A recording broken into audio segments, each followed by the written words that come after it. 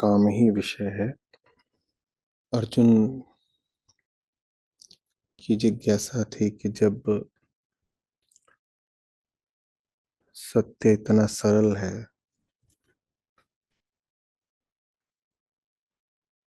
तो फिर व्यक्ति क्यों मोहित होता है, भ्रमित होता है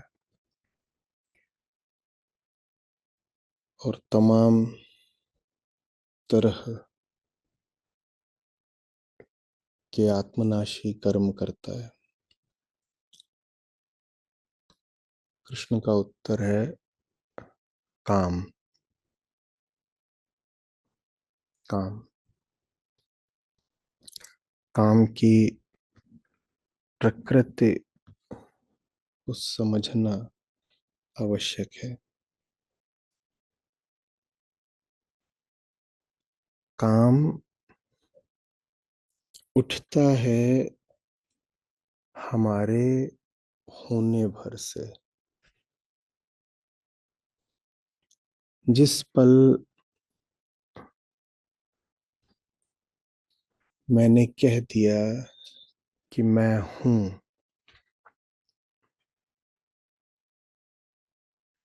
उसी पल मैंने कह दिया मैं अधूरा हूं।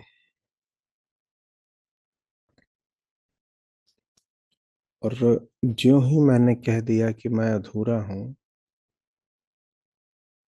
तत्काल मैंने कह दिया मैं कामी हूं।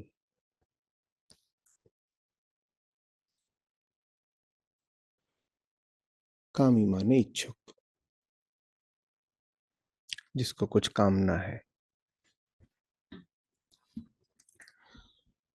तो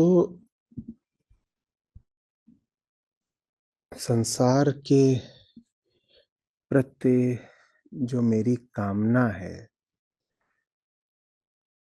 वो वास्तव में मेरे प्रति मेरा अज्ञान है।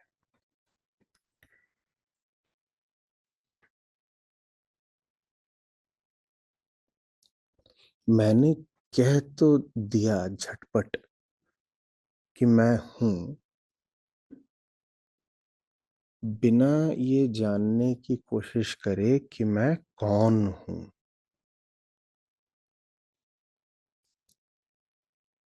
और ये वो बहुत प्राकृतिक, बड़ी संभावित, लगभग निश्चित गलती होती है जो हर इंसान करता ही करता है। मैं हूं कहना इतनी नैसर्गिक, इतनी प्राकृतिक, इतनी सहज बात लगती है कि उसमें ये पूछने की कोई आवश्यकता नहीं महसूस होती कि मैं कौन हूं। क्यों पूछा जाए मैं कौन हूं? सब कह रहे हैं मैं हूं, मैं भी कह रहा हूं मैं हूं।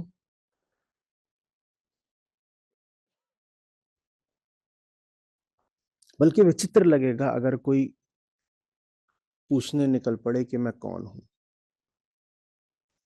तो इस कारण बिरले ही निकले हैं। साधारण आदमी के लिए ये प्रश्न कोई अस्तित्व रखता ही नहीं कि वो है कौन। सुलझी हुई सी बात है। निष्कर्ष साफ है। उत्तर प्रत्यक्ष है। मैं कौन हूं? मैं ये हूं। मैं ये हूं। आप ये हैं माने क्या? किधर को इशारा कर रहे हैं? ज्यादातर लोग इधर छाती की ओर इशारा करते हैं। मैं ये हूं। अच्छा, मैं ये हूं। अच्छा, अगर हम कहते हैं कि ये कलम है तो हाँ कलम होती है। हम्म, ये कलम है। हम कहते हैं कि ये मग है, मग होता है। हम्म, कुछ भी कहते हैं, सेब है, वहां सेब होता है। आप कहते हो मैं हूं, वहां मैं तो होती नहीं, वहां मांस होता है। अब थोड़ा सवाल करा जाए तो ये जो विसंगति है, ये डिसोनेंस, ये एकदम उपद्रव की तरह सामने खड़ी हो जाएगी कि बात तो सही है। जब कहते हो कलम है तो वहां पर कलम होती है, जब कहते हो माइक है तो वहां माइक होता है, पर जब कहते हो मैं हूं तो वहां शर्ट कैसे होती है? या तो बोलो शर्ट है, तो बोलो शर्ट हूं। वहां हड्डी कैसे होती है, वहां मांस कैसे होता है, वहां छाती कैसे होती है? पर ये पूछने का ख्याल भी हमको नहीं आता, क्योंकि उत्तर ऐसा लगता है जैसे सुनिश्चित है। जहां शंका होती है वहीं जिज्ञासा हो सकती है,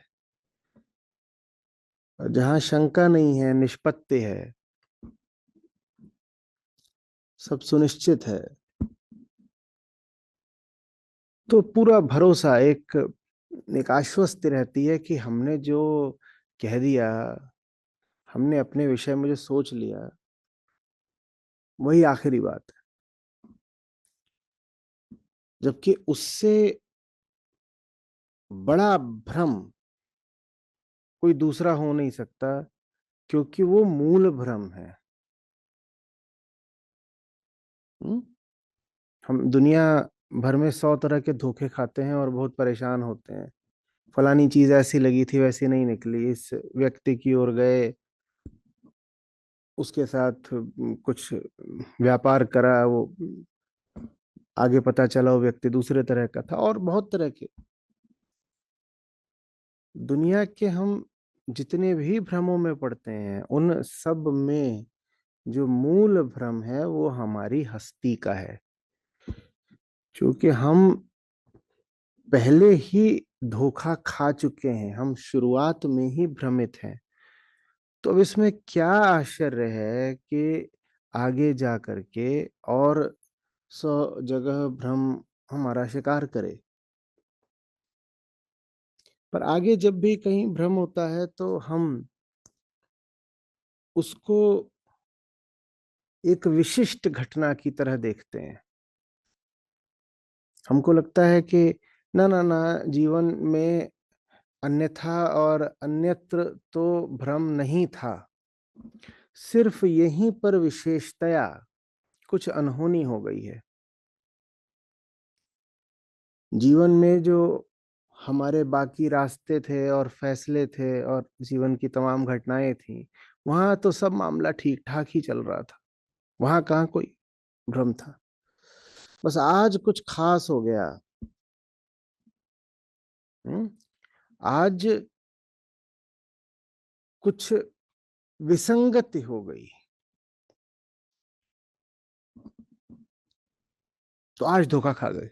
नहीं, आज जो हुआ है वो आपकी हस्ती के पहले पल से जो होता ही आ रहा है, उसी की थोड़ी ज्यादा खुली अभिव्यक्ति मात्र है। ऐसे कहिए कि आज कुछ नया नहीं हुआ है, आज बस इतना हुआ है कि जो धोखा आप प्रतिपल खा रहे होते हो वो आज आपको पता चला है। कोई चीज आपको आज पता चले, इससे उसका अस्तित्व आज ही जन्मा नहीं हो जाता। हम्म? आपको आज पता चला कि आपके घर के पीछे बहुत सारी घास उगाई है, इसका मतलब ये थोड़ी है कि वो घास आज उगी है। समझ में आ रही बात है? तो पहला धोखा हम अपनी पहली सांस के साथ ही खा लेते हैं। वो पहला धोखा होता है मैं हूं। और ये बड़ी से बड़ी माया है कि दुनिया भर में जो हम छोटे मोटे धोखे भी खाते हैं तो बुरा मानते हैं। इस बात का हम कभी बुरा नहीं मानते कि शुरुआत ही बड़े भारी धोखे से हो गई और उसके बाद जो कहानी पूरी आगे निकली वो बस उस धोखे का विस्तार मात्र थी। हम्म? कैसे होता है उस धोखे का विस्तार? कामना के द्वारा। मैं हूं, ये एक बोल दिया झूठ, बिना पूछे कि मैं हूं तो माने कहाँ कहाँ खोजो ना, जिसको भी बोलते हो मैं, उसमें मैं कहाँ है? वहां आप दो चीजें पा सकते हो, एक पदार्थ और एक प्रक्रिया। अंततः ये दोनों भी एक हो जाते हैं, पदार्थ और प्रक्रिया भी बहुत नजदीक जाकर देखो तो एक हो जाएंगे। पदार्थ मिलेगा, प्रक्रिया मिलेगी, उसमें पुरुष तो कहीं मिलता नहीं। मैं तो कहीं मिलता नहीं। हम्म। शायद यही वजह है कि मैं अपने आप को 100 चीजों से जा करके जोड़ता है। उस चीज के बिना उसकी कोई हस्ती ही नहीं है। वो खुद अगर होता तो क्यों इतना लालायित रहता किसी से अपने आप को जोड़ने में? थोड़ी उसमें कुछ आत्मसंतुष्टि होती। वो कहता भाई ठीक है, हम भी हैं अपने। कभी अकेले भी चैन पा लेते हैं, अकेले तो कभी वो चैन पाता नहीं। लगातार इसी जुगत में रहता है कि किसी से जुड़ने को मिल जाए। जुड़ना उसकी कामना कम है, मजबूरी ज्यादा है। न जुड़े तो उसकी हस्ती क्या है? मैं अपने आप में स्वतंत्र रूप से तो कुछ होता ही नहीं ना। तो विचित्र परिभाषा हुई अहंकार की। जो स्वयं होता ही नहीं है,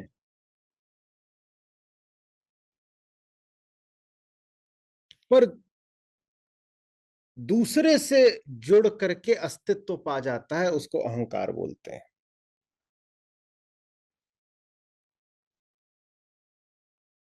ये विचित्र इसलिए है क्योंकि दूसरे से जुड़ने के लिए पहले का होना तो जरूरी है ना। नहीं तो जुड़ने कौन गया था? जुड़ने कोई नहीं गया था। बस पदार्थ के होने भर से उसने अपनी ही दृष्टि में अपना निर्माण कर लिया।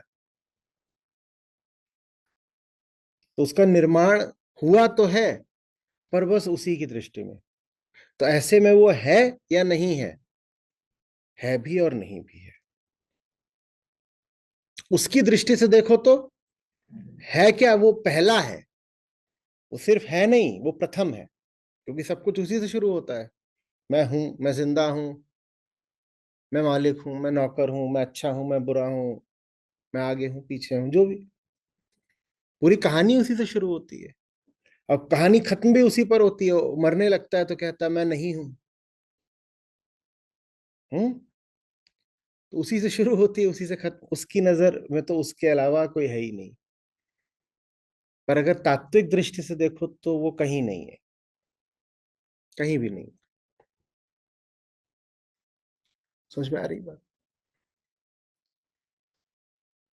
चूंकि वो नहीं है, हैं, इसलिए उसे अपने आप को अपनी नजर में भी हस्ती देने के लिए जीवन भर किसी का सहारा चाहिए होता है। इसी सहारे को कामना कहते हैं। तो हम कह रहे हैं कामना मजबूरी है। आप कुछ चाह रहे हो, इसमें आपका बल नहीं साबित होता, इसमें आपकी विवशता प्रकट होती है। आपको चाहना पड़ेगा। चाहे बिना आप जिंदा नहीं रह पाओगे। आंतरिक रूप से, मनोवैज्ञानिक साइकोलॉजिकल रूप से आप जिंदा ही नहीं रह पाओगे। आपका जीवन एक खाली स्थान की तरह हो जाएगा। फिल इन द ब्लैंक, एक ब्लैंक बचेगा। मैं खाली स्थान हूं। I am blank. अजीब, जैसे बोल रहे थे मैं हूं, और जिधर को इशारा कर रहे थे वहां इतना बड़ा छेद हो गया,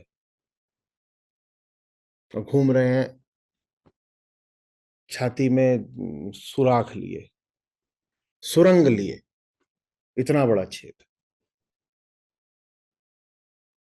हम्म। तो शरीर होता है,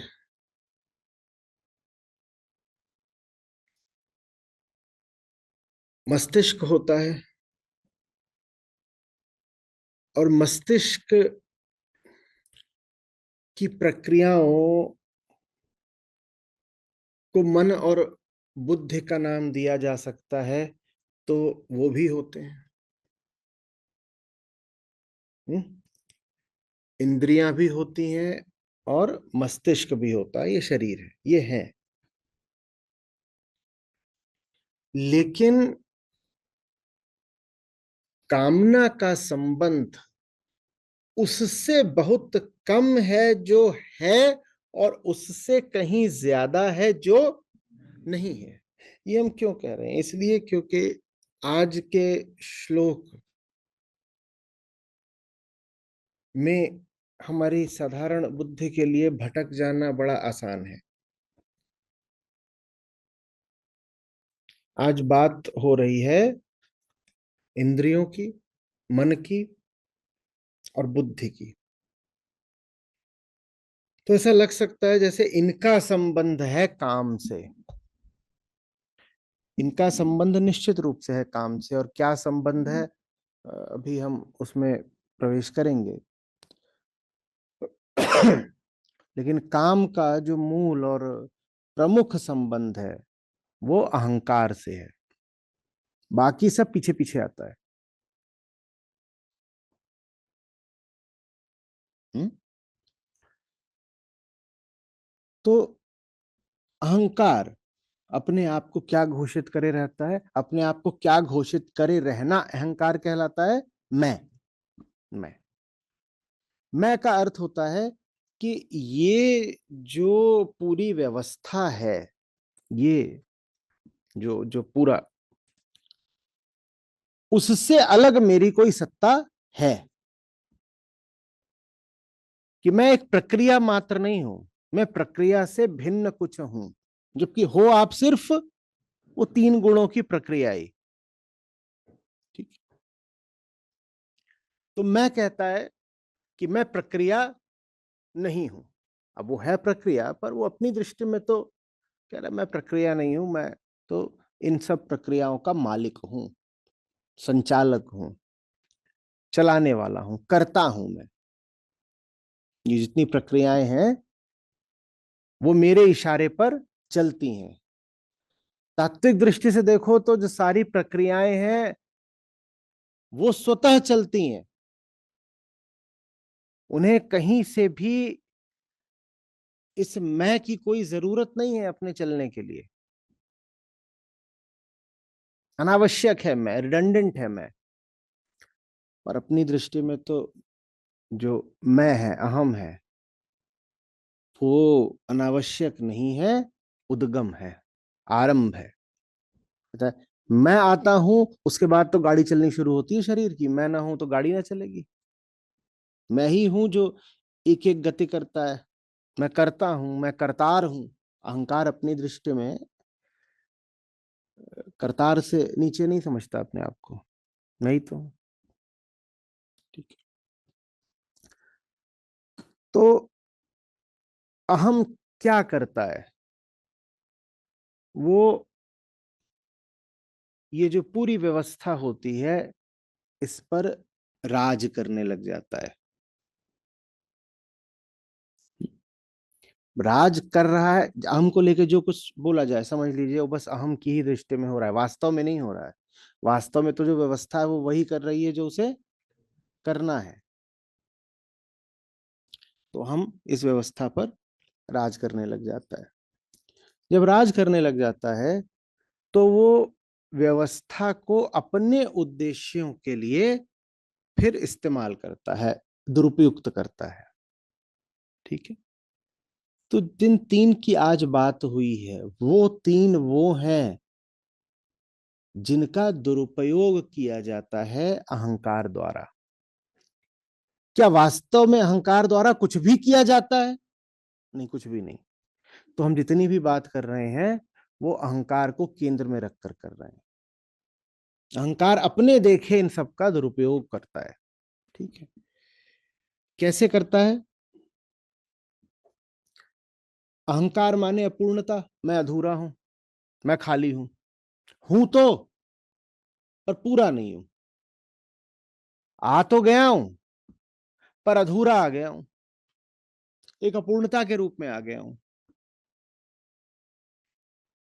पैदा तो हो गया हूं पर अवलंबित हूं, यह है अहंकार।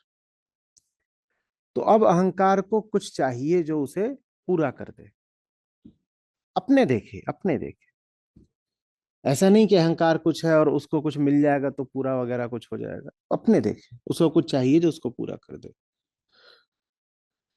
तो इसके लिए वो इंद्रियों का, मन का, बुद्धि का इस्तेमाल करता है, व्यर्थ इस्तेमाल, बेजा इस्तेमाल, पर करता है। इंद्रियों से वो क्या काम लेता है? निरूपण का। भीतर तो बस एक निराकार कामना बैठी हुई है ना, जैसे मैं का कोई आकार नहीं होता, तो वैसे ही मैं की अपूर्णता का भी कोई आकार नहीं होता। मैं का कोई आकार नहीं है। मैं तो एक तरह का सिद्धांत है, बस उसका कोई अपना आकार नहीं है। अपूर्णता भी,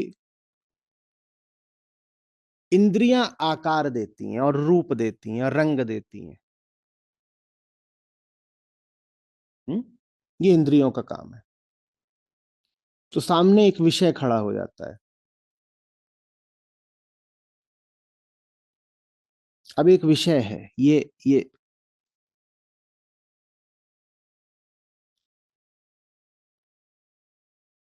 अब वो जो विषय है वो मेरे अनुकूल है, उसमें ऐसे गुण भी तो होने चाहिए। वो काम मन का है। मन उस विषय में गुण प्रक्षेपित करता है।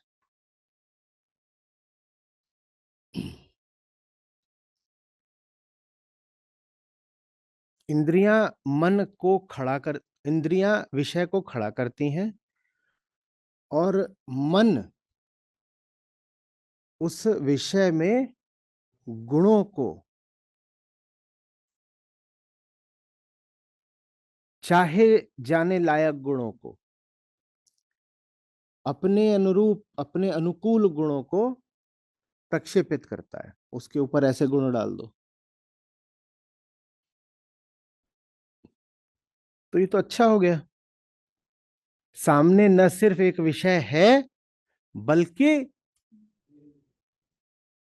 लालायित करने वाला विषय है। बढ़िया हो गया। पर यहां पर कहानी समाप्त नहीं हुई, क्योंकि विषय है ही तो अभी उसको पाना बाकी है। तो बुद्धि फिर उपाय लगाती है, विधि लगाती है कि कैसे उस विषय को पाना है। तो साधारण मनुष्य में, अहंकारी जीव में आप पाएंगे कि इन तीनों का यही काम है।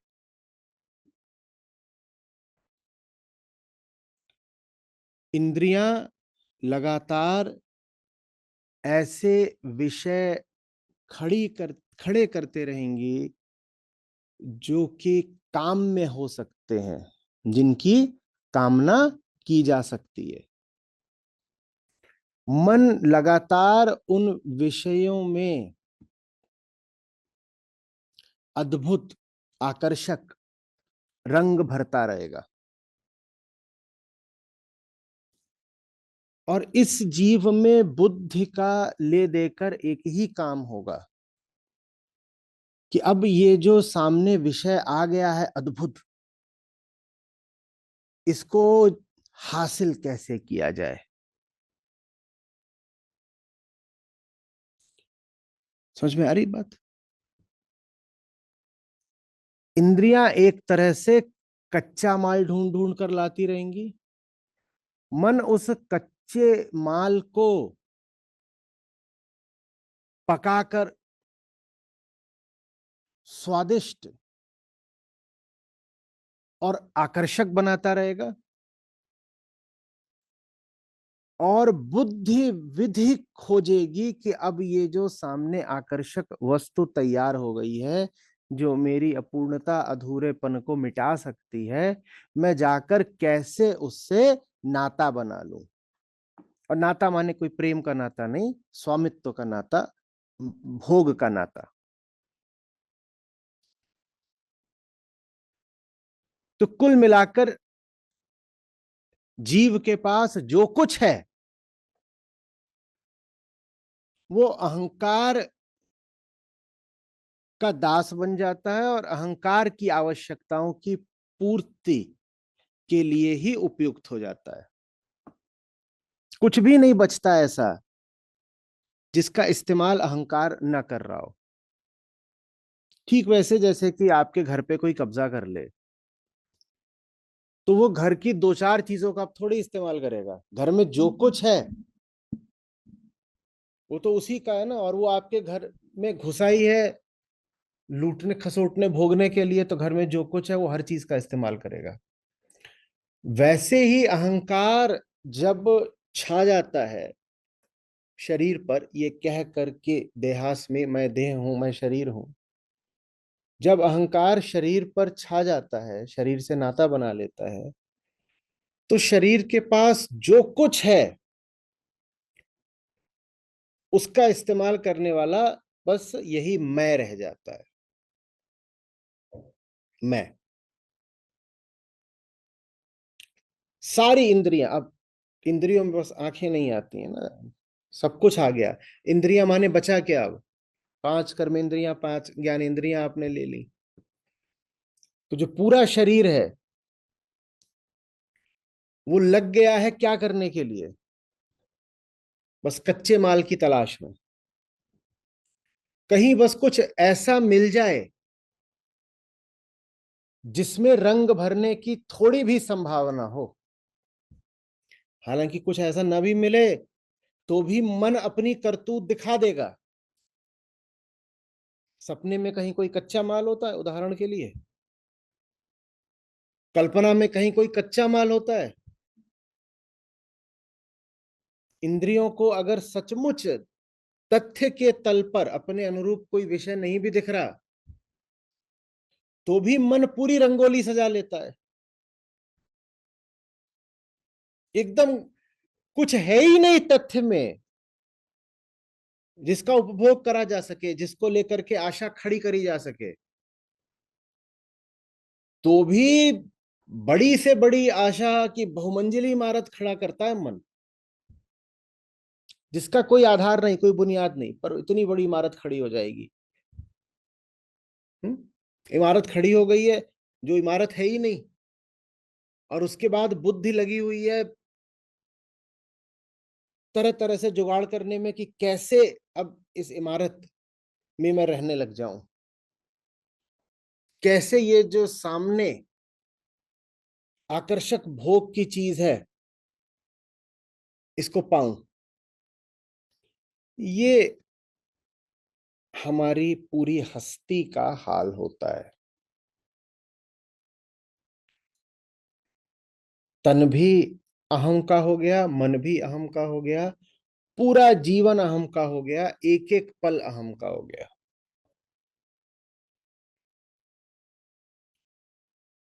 होने में कुछ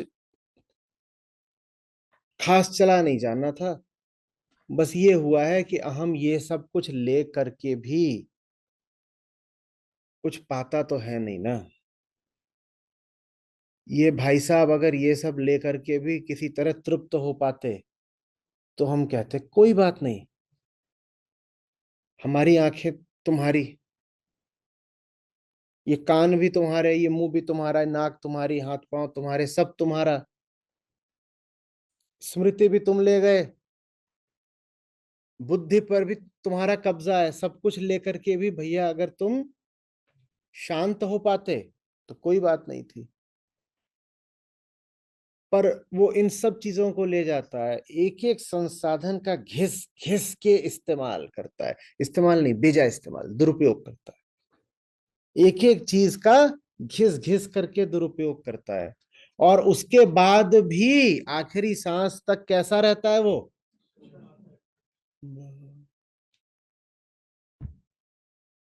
कुछ मिल नहीं रहा, कुछ हासिल नहीं हो रहा। अरे जो कुछ तो था तूने सब लील लिया, सुरसा जैसा तेरा मुंह, सब उसमें समा गया। लेकिन फिर भी अंत तक वो यही शिकायत करता रहेगा कि कुछ मिल नहीं रहा। जो तुम्हें चाहिए अगर वो मिल सकता होता तो शायद मिल भी गया होता, आपको नहीं मिला होता तो किसी दूसरे बंधु को मिल गया होता। पर आपको जो चाहिए वो चीज सैद्धांतिक रूप से ही असंभव है पानी, क्योंकि वो वस्तु होती ही नहीं है, तो तुम्हें मिलेगी कहां से? ये उसकी समझ में नहीं आता। समझ में आ रही बात? तो आज कह रहे हैं कृष्ण के इंद्रियां, मन, बुद्धि, काम के आश्रय स्थल है। आश्रय स्थल है, उद्गम स्थल नहीं है। काम का उद्गम है अहंकार से। अहम और काम बिल्कुल एक ही सिक्के के दो पहलू हैं। निष्कामता का इसीलिए अर्थ निरहंकारिता है।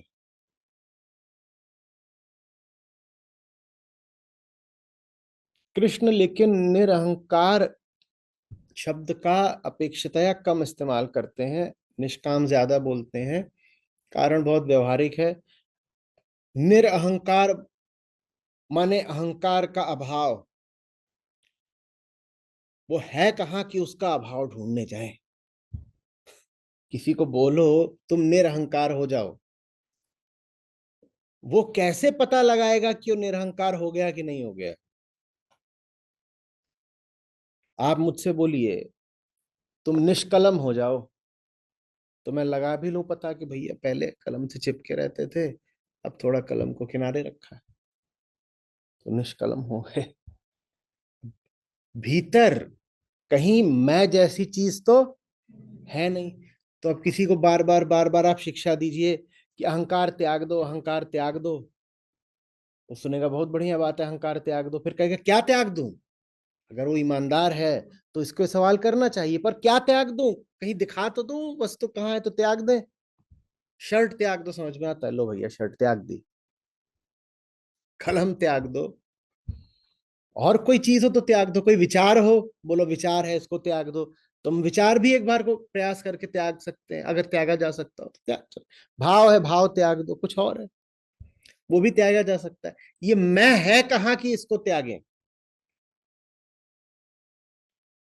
हालांकि भीतर की जो पूरी पंचायत है उसके केंद्र में सरपंच वही बैठा हुआ है, अपनी नजर में। अपनी नजर में। पर आप उसको पकड़ने जाओगे तो कहीं नजर आएगा नहीं, क्योंकि उसकी हस्ती बस उस पंचायत से है। उसने पंचायत सजाई है इसलिए नहीं कि वो सरपंच है, उसने पंचायत सजाई है इसलिए क्योंकि पंचायत के होने से ही वो सरपंच होता है। दो अलग अलग बातें। एक बात यह है कि मैं हूं इसलिए वो पंचायत है, दूसरा ये कि उस पंचायत का होना मेरी मजबूरी होगी, पंचायत नहीं तो मैं नहीं। बड़ी दुर्दशा रहती है ना अमीरों की। वो ये थोड़ी कहते हैं कि मेरे पास पैसा है, वो कहते हैं कि पैसा है तो मैं हूं। अच्छा बताओ, अमीर का पैसा चला गया, अब अमीर कहाँ है? अगर मैं अमीर हूं, मैं बराबर अमीर आइडेंटिटी है, तो पैसा मेरे पास है या पैसे के होने से मेरी हस्ती है? ये दो अलग अलग बातें। एक चीज है कि फलानी चीज मेरी जेब में है, और दूसरी चीज ये है कि फलानी चीज मेरा दिल है। दिल रुक गया तो मैं ही मर गया, या दिल नहीं रहा तो मैं मर गया। समझ में आ रही बात? अहंकार जिससे जुड़ा होता है वो वस्तु ही अहंकार की सत्ता होती है। इसलिए पाते हो कि अहंकार में इतनी ज्यादा चिपकने की, आसक्ति की वृत्ति होती है।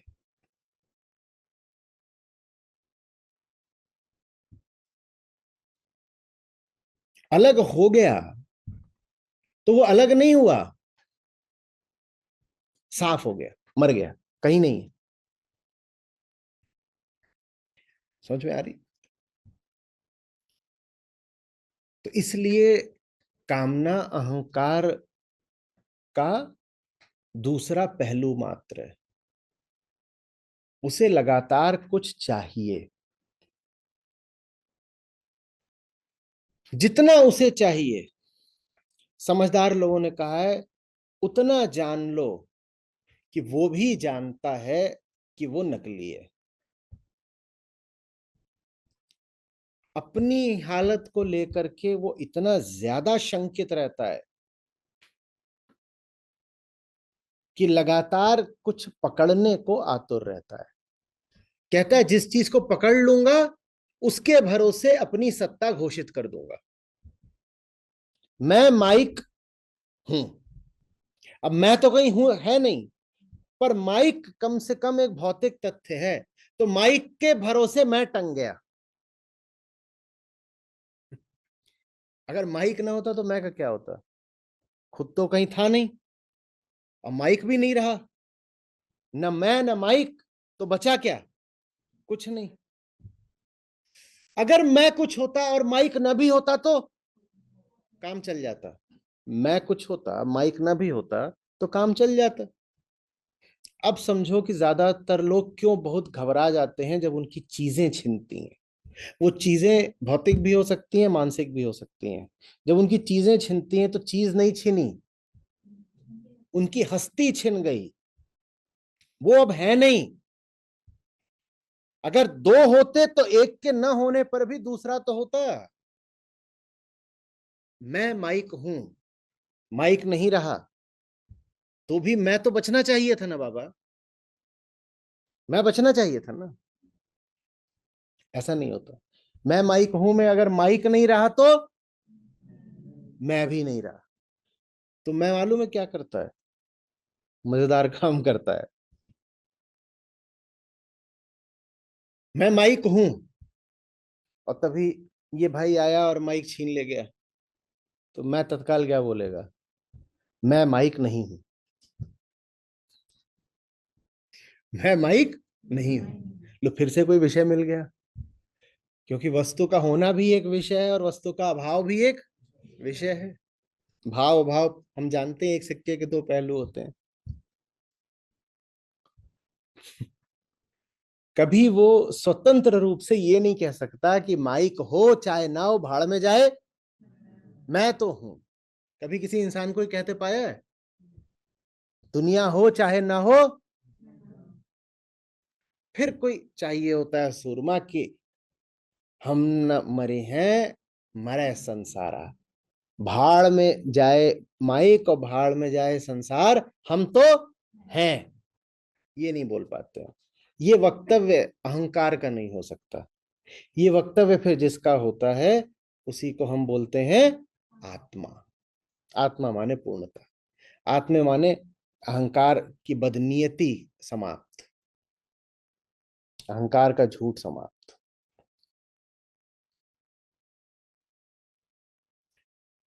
समझ में आ रही है बात? आप किस हद तक अहंकारी हैं कैसे पता करें? भीतर अहंकार खोजना तो बड़ा मुश्किल है। किसी ने देखा भीतर अहंकार? आईने में खड़े होते हो दिखाई दिया? आंख दिखती होगी, कान दिखता होगा, खाल दिखती होगी, अहंकार दिखा कभी क्या? हम्म? या सीटी स्कैन, एमआरआई, एक्सरे वगैरह में कहीं दिख गया हो अहंकार? उसमें भी बहुत कुछ माल दिख जाता है, ये तो नहीं दिखता। दिखा? या कभी किसी साइकोलॉजिस्ट के पास गए, उसने आपको एक प्रश्न उत्तरी, एक वो क्वेश्चनर्स अक्सर यूज करते हैं, उनके इंस्ट्रूमेंट्स यही होते हैं, उसमें दिख गया वो अहंकार? जितने भी तरीकों से जीव की व्यवस्था को खोला और जांचा जा सकता है, उसमें अहंकार तो कभी दिखता नहीं है। तो निरहंकार होना तो बड़ा मुश्किल है। इसलिए हम कह रहे थे कि कृष्ण ने बड़ा व्यवहारिक उपाय करा था। उन्होंने नहीं बहुत कहा कि निरहंकार हो जाओ, उन्होंने कहा निष्काम हो जाओ। क्योंकि कामना दिख जाती है, क्योंकि कामना में विषय होता है, और विषय ये रहा, माइक। माइक। तो उन्होंने बार बार कहा निष्कामना। ये थोड़ी सी कृष्ण की विशिष्टता है। आप उपनिषदों के पास जाएंगे, वहां बात ज्यादा सैद्धांतिक है। वहां कहा जाता है निरहंकार हो जाओ। आप गीता में आते हैं तो निरहंकार मिलता है, कृष्ण भी कहते हैं निरहंकार हो जाओ। पर गीता में आपको कोई नहीं मिलेगा निरहंकार योग। क्या मिलता है? निष्काम योग। क्योंकि कृष्ण आश्रम में नहीं बैठे हैं, कहाँ खड़े हैं? युद्ध क्षेत्र में। तो उन्हें थोड़ा व्यवहारिक बात करनी पड़ेगी, नहीं खून खच्चर हो जाएगा। कितना आप दुखी हैं, कितना आप भ्रमित हैं, ये जानने के लिए ये पता करने जाओगे कि अहंकार कितना है भीतर, तो एक तो खुद ही तो भ्रमित हो। कहां से खोज लोगे अहंकार कितना है भीतर? तो बाहर ही देख लो, कामना कितनी है बाहर, अहंकार कितना है भीतर, कामना जितनी है बाहर। और अहंकार गहरा कितना है? जितना चीजों के छिन जाने की शंका गहरी है, और छिन जाने पर दुख गहरा है, उतनी ही भीतर अहंकार की गहराई है।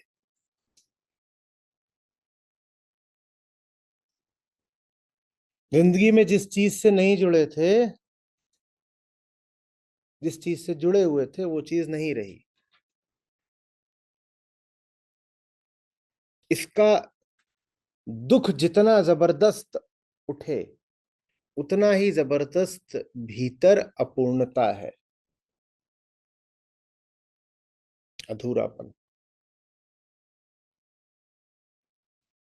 समझ में आ रही है बात?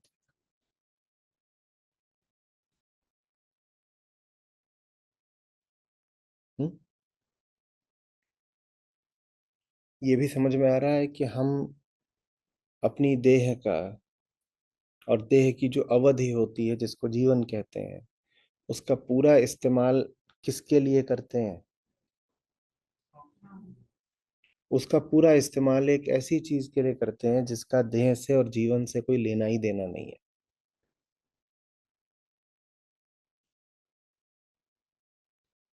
अंग्रेज बाहर से आए थे, और उन्होंने भारत हम्म, पर कब्जा कर लिया था।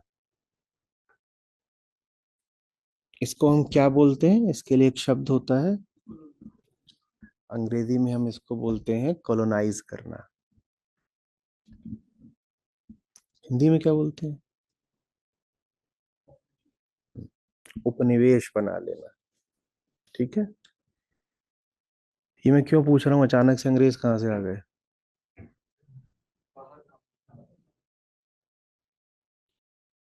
Ego is the first coloniser.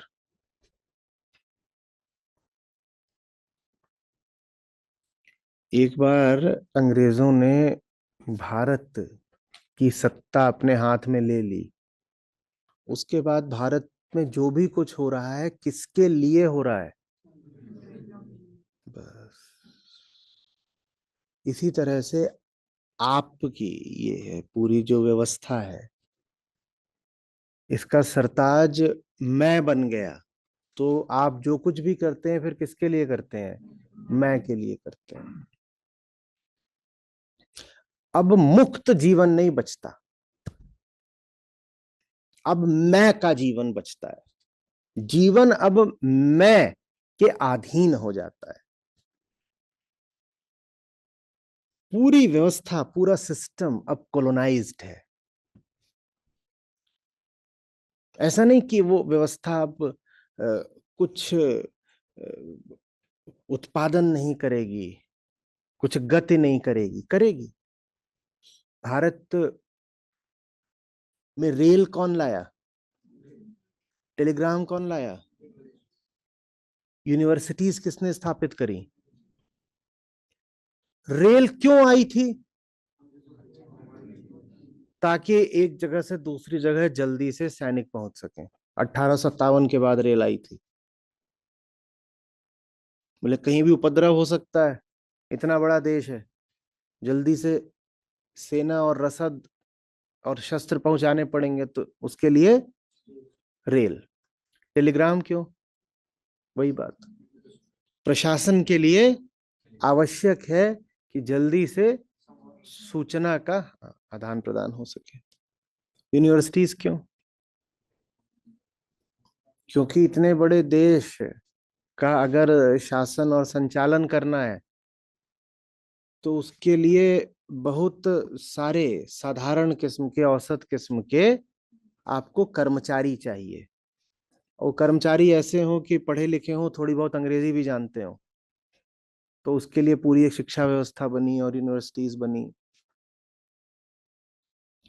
तो करा तो बहुत कुछ इस व्यवस्था ने, पर किसके लिए करा? वैसे ही हम भी बहुत कुछ करते हैं, क्या अपने लिए?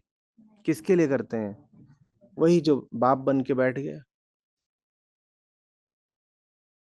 तो असली आजादी किसमें है? अंग्रेज को भगा दिया या अहंकार को? तो हर साल पूछा करता हूँ। 15 अगस्त वगैरह पर खास तौर से, कि वो जो असली कॉलोनाइजर है वो तो बैठा हुआ है। बाहर वाला कम घातक होता है, भीतर वाला तो बाप रे बाप। हम कुछ भी नहीं करते अपने लिए, हम सब कुछ करते हैं अपने उस दुश्मन के लिए जो हमारे ही भीतर बैठा हुआ है, हमारा नाम पकड़ के। ये कितनी खतरनाक बात है, ध्यान से देखिए इसको। हम आम आदमी अपनी पूरी जिंदगी अपने लिए सचमुच कुछ भी नहीं करते। प्रमाण क्या है? हमारी आंतरिक दशा तो लगातार अधूरेपन की, संदेह की, डर की और दुख की ही बनी रहती है। दुख कभी गहरा हो जाता है तो हमें मजबूर होकर मानना पड़ता है कि दुख है। वही दुख कभी उथला हो जाता है तो उथले दुख को हम सुख का नाम दे देते हैं। हमें कहां कुछ मिला? आप फ्लाइट करके भाग रहे हो कामना की पूर्ति करने के लिए, मान लो,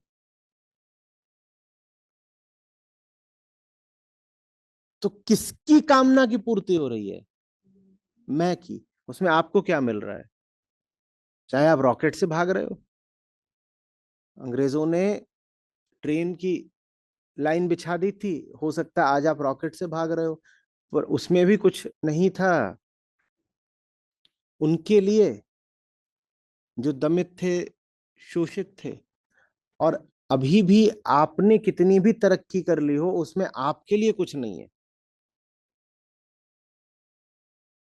आपको क्या मिला? इसमें मेरा क्या है? मुझे क्या मिल रहा है?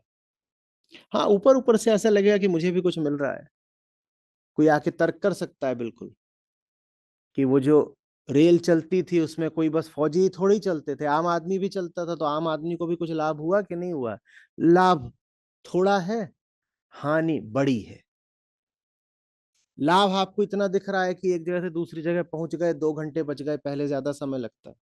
हानि ज्यादा बड़ी है। हानि यह है कि उस रेल के होने के कारण आपकी गुलामी की अवधि और गहराई बढ़ गई। तो हम जो कुछ करते हैं उसमें सचमुच हमारे लिए कितना होता है?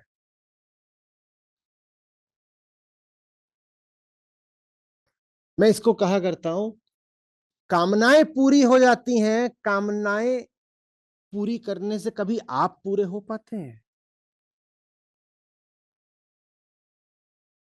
आपको क्या मिला?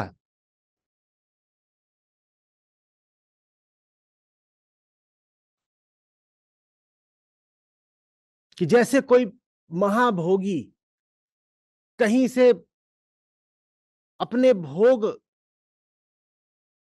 की पूरी संतुष्टि करके, तात्कालिक रूप से तो हो जाती, आपने कुछ खा लिया बहुत सारा, तो उस समय तो यही लगता है कि पूरा स्वर्ग ही मिल गया, और खाने की भी एक सीमा होती है, उससे ज्यादा खाओगे नहीं।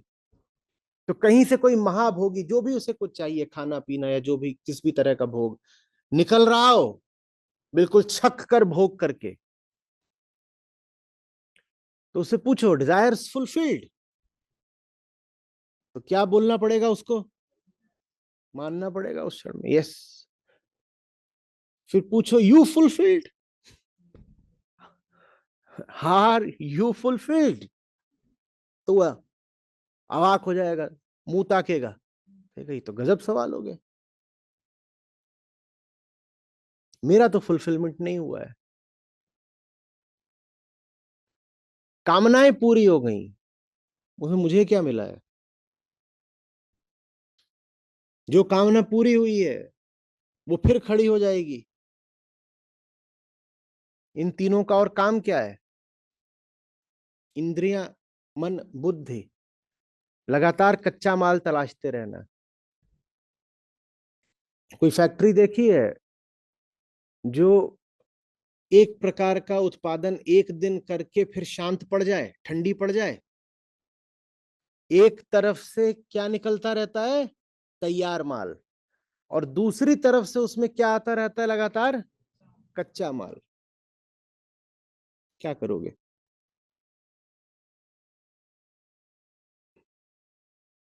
इस तरफ से कामनाओं की पूर्ति होती रहती है, और दूसरी तरफ से नई नई कामनाएं खड़ी रहती हैं, या नई कामनाओं के खड़ी होने की तैयारी चलती रहती है। इस तरफ क्या हुआ? बुद्धि ने उपाय लगाया और किसी तरीके से जो इच्छित वस्तु थी उसको हासिल किया, और उस तरफ से आंखों ने क्या करा?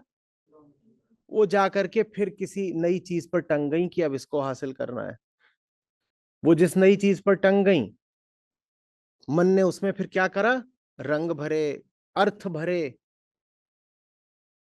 और जब रंग भर दिए और अर्थ भर दिए, तो फिर बुद्धि ने क्या करा कि अच्छा, अगर ये वस्तु इतनी ही आकर्षक है तो कैसे फिर इसको हासिल किया जाए? और इधर बुद्धि सफल हुई चाहे असफल हुई, दो ही चीजें हो सकती हैं, या तो पा लिया चाहे नहीं पा लिया। पा लिया हो तो भी, और नहीं पा लिया हो तो भी। उतनी देर में इंद्रियों ने क्या कर दिया? वो जाकर के दूसरा कोई खोज लाई, बोले अब ये आपका अगला उपक्रम, नेक्स्ट प्रोजेक्ट तैयार है। ये व्यवस्था लगातार चलती रहती है, चलती चक्की देख के दिया कबीरा रोए। ये तभी रुकती है जब ये देह गिर जाती है, नहीं तो ये चक्की चलती रहेगी। अब आप बताइए। हम्म। हम्म। इसमें आपको क्या मिला?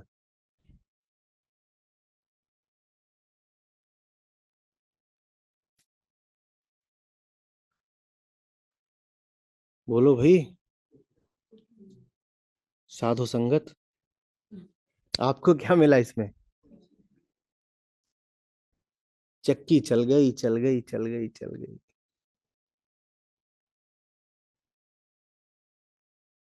अब भ्रम ये बना रहा कि हमने कुछ पाया।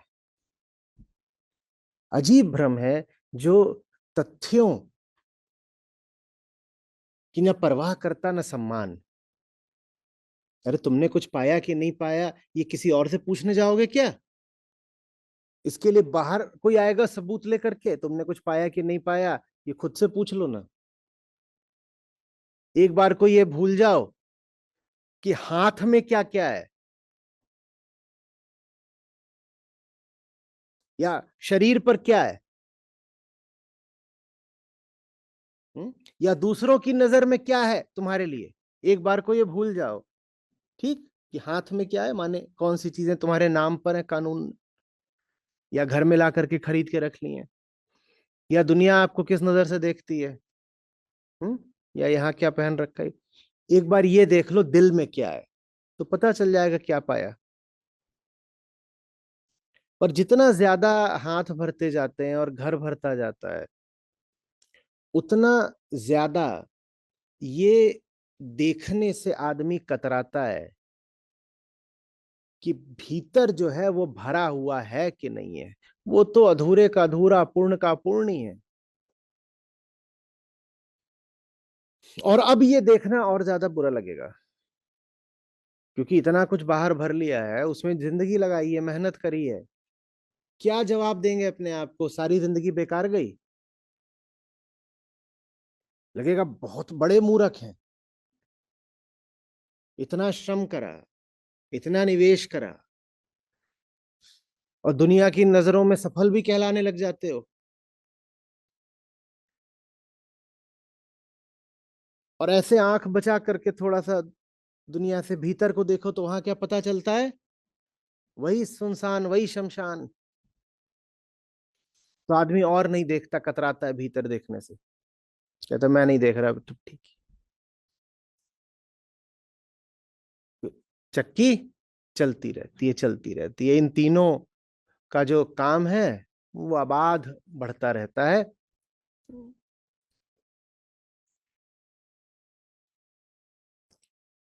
समझ में आ रही है बात? हम्म? आंखें कुछ भी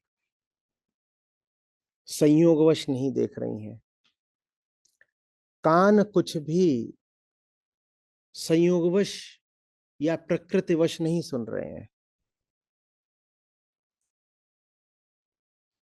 आंखें सोद्देश्य कहीं जाकर के ठहर रही हैं, आंखों को पीछे से चलाया जा रहा है।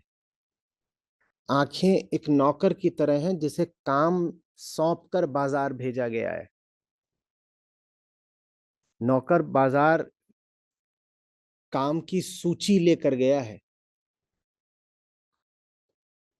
सूची में साफ लिखा है क्या क्या चीजें हैं जो चाहिए मालिक को, मालिक को पसंद है। नौकर की आंखें इधर उधर नहीं भटक सकती, आंखें वहीं जाकर रुकेंगी जहां को मालिक का आदेश है। समझ में आ रही बात? बहुत बड़ी भीड़ हो, उसमें भी आपकी आंखें इच्छित वस्तु की ही तलाश कर रही होती हैं और ढूंढ भी निकालती हैं। बहुत कुछ बोला जा रहा हो, उसमें भी आपके कान आपकी इच्छित आवाज को, ध्वनि को छान लेते हैं। यही तो सुनना है।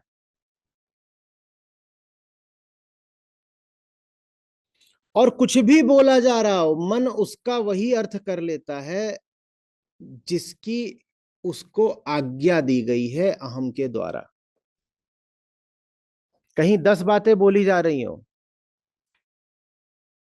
उन बातों में आप वो बात सुनोगे जो बात आप सुनना चाहते हो, और जो बात आपने सुनी उस बात का आप वही अर्थ करोगे जो आप अर्थ करना चाहते हो।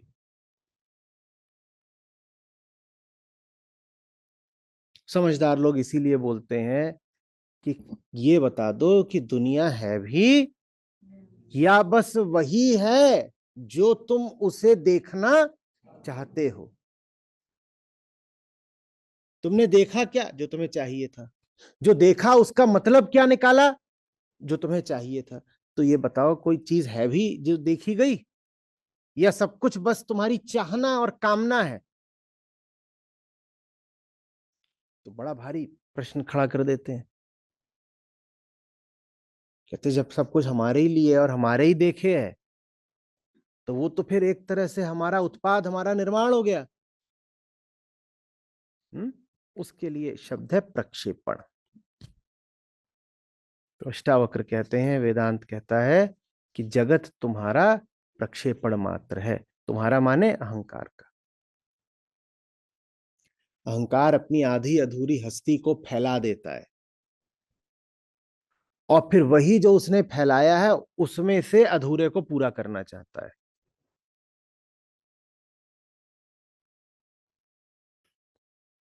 वो कैसा है? कुछ ऐसा है, समझो। मैं बहुत भूखा हूं। मैं बहुत भूखा हूं। तो मैं क्या कर रहा हूं? मैं जा करके कहीं खड़ा हो गया, मान लो सड़क पर खंभा है, उस पर बिजली का बल्ब लगा है कुछ, मैं उसके नीचे आके खड़ा हूं, मैं बहुत भूखा हूं। तो मैं वहां खड़ा हो गया तो जमीन पर क्या पड़ने लग गई? मेरी छाया। ये छाया किसकी है? मेरी है। ठीक। अब मैंने अपने हाथ से कुछ ऐसी सी आकृति बना ली, ठीक है? या मान लो ऐसे, तो मेरी छाया में भी दिखाई देगी। वो मेरी छाया में भी दिखाई देगी। ये आकृति बनाई किसने? ये मेरी इंद्रियों ने बनाई है। मेरी कर्म इंद्रियां हैं ना, ये हाथ, इन्होंने बनाई है। तो वो मेरी छाया में भी दिखाई देगी। जब मेरी छाया में दिखाई दी तो मेरे मन ने उसमें एक अर्थ प्रक्षेपित करा। क्या बोला? ये सेब है। पहली बात तो वो छाया है नहीं। छाया वास्तव में कोई हस्ती नहीं रखती है, वो मेरी ही इस हस्ती का विस्तार भर है, अन्यथा उसका अपना कोई मुक्त अस्तित्व तो नहीं है। तो पहली बात तो छाया है। दूसरी बात, ये मेरी इंद्रियों ने बनाया है, ये उस छाया के पास नहीं था। और जब वो उस छाया में ऐसे दिखने लग गया तो छाया में ऐसे गोल गोल चीज दिखाई दी। मैं तो भूखा हुई, तो मैंने क्या कहा? वो क्या है? सेब है। मैंने कहा बढ़िया, सेब मिल ही गया आखिरकार। तो बुद्धि ने उपाय बताया। बुद्धि ने बताया कि झुक जाओ और जो सेब है उसको खा लो। तो मैं झुक गया और मैंने सेब खा लिया, और मेरी भूख मिट गई। भूख मिट गई ना? इतने तो सेब रोज खाते हैं, इतने सेब खाए भूख क्यों नहीं मिटती? प्रक्षेपण है, प्रक्षेपण। आप जो हो, ये पूरी दुनिया आपका ही प्रक्षेपण मात्र है। वो जो उधर सेब की तरह दिख रहा है, वो वास्तव में बस आपके हाथों का खाली स्थान है। वहां सेब जैसा दिख रहा है। आपका अधूरापन वहां बड़ा भरा पूरा दिखाई देता है। कितनी अजीब बात है।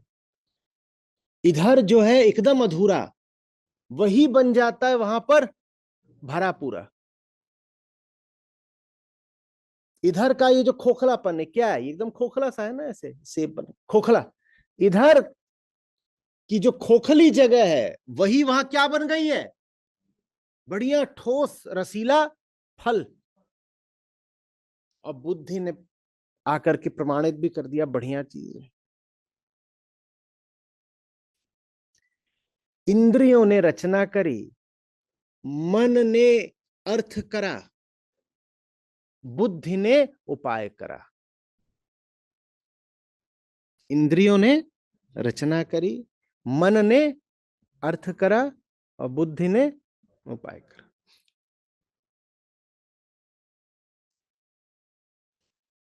और मस्त सेब खा के हमारा पेट भरा। इसे बोलते बेईमानी। थोड़ा भी ईमानदार आदमी होगा वो कहेगा बाकी तो ठीक था, पर भूख तो वैसी की वैसी है। ये हम नहीं मानते। हम कहते हैं इतनी मेहनत करी है। अब सेब खाने में सोचो, बेचारे ने कितनी मेहनत करी होगी। लेट गया होगा सड़क पे, और जीभ से पूरी सड़क चाटी होगी, और तो कोई तरीका ही नहीं है सेब खाने का। सेब कहाँ है? सेब तो वहां है, सड़क पे, जमीन पे, मिट्टी पे। सेब खाने का तो यही है कि मिट्टी चाटो, मिट्टी चाटो और अपने आप को जताओ कि सेब रसीला है। मिट्टी नहीं माने धूल, सूखी धूल। सड़क पे कौन सी गीली मिट्टी होती है? तो सड़क, खुरदुरी सड़क कि धूल चाटो और अपने आप को बोलो सेब मुलायम है, कोमल है, रसीला है। जब इतनी बेइज्जती सही, इतना नीचे गिरे, उसके बाद क्या आप ये बोलेंगे कि पेट भी नहीं भरा? तो हम खड़े होके बहुत जोर की डकार लेते हैं, बोलते हैं आज मजा आया। सीधे आसमानी बाग से उतरा हुआ ये सेब था।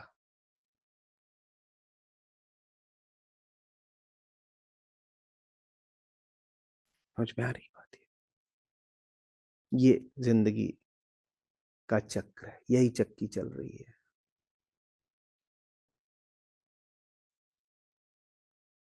जीवन मुक्त नहीं है और गुलाम बनाने वाला बाहर नहीं है। किसी की गुलामी किसी बाहरी कारण से कभी नहीं होती। हम गुलाम हैं अपने ही भ्रम के। तो ज्ञानियों ने, संतों ने, फकीरों ने आजादी के लिए ये नहीं कहा कि सामने वाले का जा करके सर फोड़ दो। उन्होंने एक बहुत छोटा सा सूत्र दिया कि जिनको कुछ नहीं चाहिए वे शाहन के शाह। आजादी उसी से लोगे ना जिसके गुलाम हो। जब गुलामी कामना की है तो आजादी भी कामना से ही चाहिए। आप कहेंगे पर हमारे अनुभव में तो ये आता है कि बाहर वाले हम पर राज करते हैं, दूसरों के इशारों पर नाचना पड़ता है। दूसरे आपको नहीं नचाते, दूसरे आपकी कामना को नचाते हैं। एक प्रश्न है, उत्तर दीजिएगा। आप में कामना ना हो तो कोई आप पर कैसे राज करे? छोटा सा सवाल है, बता दो। आप में कामना ना हो तो आप पे कोई कैसे राज करे? और कामना और भय एक ही वस्तु के नाम है। इधर से देखो तो कामना कहलाती, इधर से देखो तो भय कहलाती है। पा लेंगे ऐसे देखो तो उसका नाम हो जाता है कामना, और कहीं खो ना दें ऐसे देखो तो उसका नाम हो जाता है भय। जिसमें ये ना हो उसे कोई कैसे हरा सकता है, कैसे उस पर चढ़ सकता है, शासन कर सकता है, ये बता दो। आपको भी जिंदगी में किसी से दबना पड़ता होगा। बताइए, आप उस इंसान से दबते हो या अपनी कामना से दबते हो? और आपकी कामना पूरी हो जाए तो वो इंसान आपके लिए कोई हैसियत रखेगा? आप कहीं पर काम कर रहे हो, आपको हो सकता है पैसों की मजबूरी हो। मजबूरी आपकी दृष्टि में, अस्तित्व की दृष्टि में तो काम नहीं है। आप कहीं काम कर रहे हो, आपको पैसों की कामना है या किसी और चीज का भय है, वहां पर आपका जो बॉस है आपसे दुर्व्यवहार करता है। एक दिन आपको पता चलता है कि कोई आपके लिए 2-4 करोड़ छोड़ के चला गया है। अगले दिन आप सुबह जाते हो और बॉस वहां तैयार बैठा हुआ है कुछ करने के लिए। बर्दाश्त करोगे? बर्दाश्त करना तो छोड़ दो, कहोगे कि पुराना हिसाब अभी कुछ बाकी है। हम्म। पेंडिंग एरियर्स जो मैं सेटल करूंगा, आप नहीं। और आज तक खूब रोते थे क्या? अरे बड़ा दबना पड़ता है, बड़ा दबना पड़ता है। क्यों? बॉस बहुत दबाता है, बॉस बहुत। बॉस दबा रहा था? बॉस दबा रहा था क्या? बॉस क्या कर लेगा? इतना ही नहीं, बॉस अगर थोड़ा भी होशियार होगा और उसको पता चल जाएगा कि इस आदमी की अब गरज नहीं रही, मजबूरी नहीं रही, माने इच्छा और डर नहीं रहे, तो खुद ही पीछे हट जाएगा। वो अपना बॉस वाला रूप अब नहीं दिखाएगा। वो भी वो रूप तभी तक दिखाता है जब तक जानता है कि आपके पास दबने का कारण है। हमारा शोषण करने वाला कोई बाहर नहीं होता, भले ही ऐसा लगे कि वो बाहर बैठा है बॉस या कुछ और बन के। हमें कभी किसी ने नहीं दबाया, हम कभी किसी से नहीं हारे, हम खुद से हारे।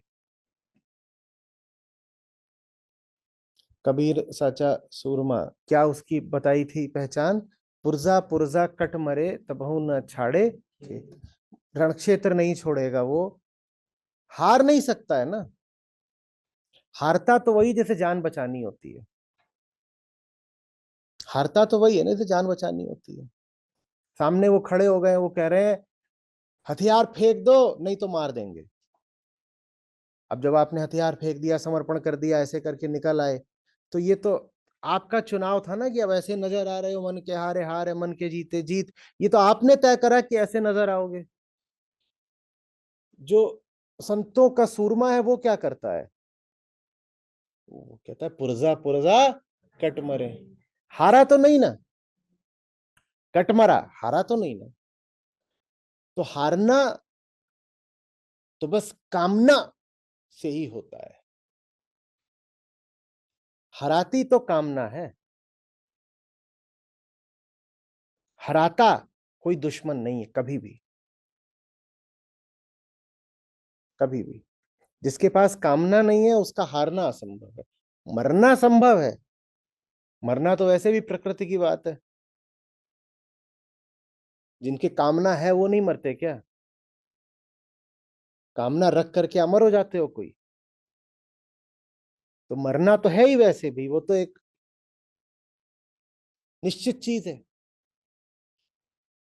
पर हारना प्रकृति की बात नहीं है, हारना तो चुनाव है। कामना का चुनाव होता है हारना।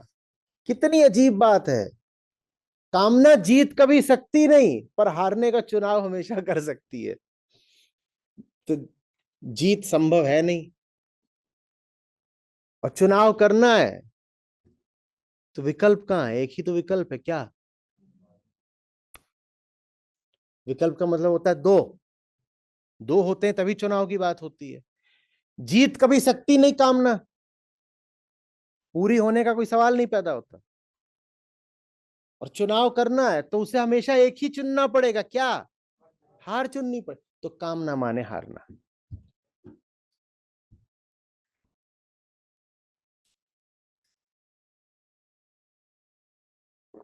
कामना का मतलब होता है गरिमाहीन जीवन। कामना का मतलब होता है पग पग पर लतियाए जाना, दुरदुराए जाना, ठेले जाना।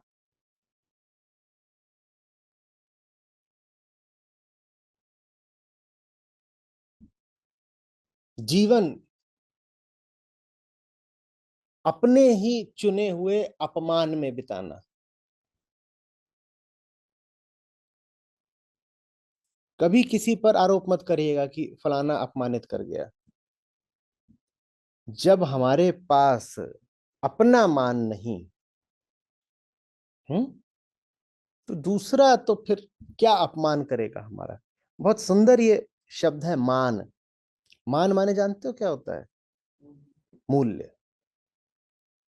सम्मान का मतलब होता है स्वयं को आत्मा जानना, सम्यक ज्ञान, सम्यक मान, उसे कहते हैं सम्मान, सम्यक मान।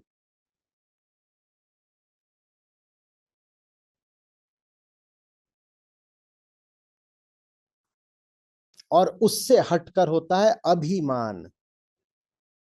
अभिमान का मतलब होता है पता है नहीं कुछ अपना, पर अपने बारे में कुछ मान्यता बना लिए। जब अपने बारे में मान्यता बना लो तो वो होता है अभिमान।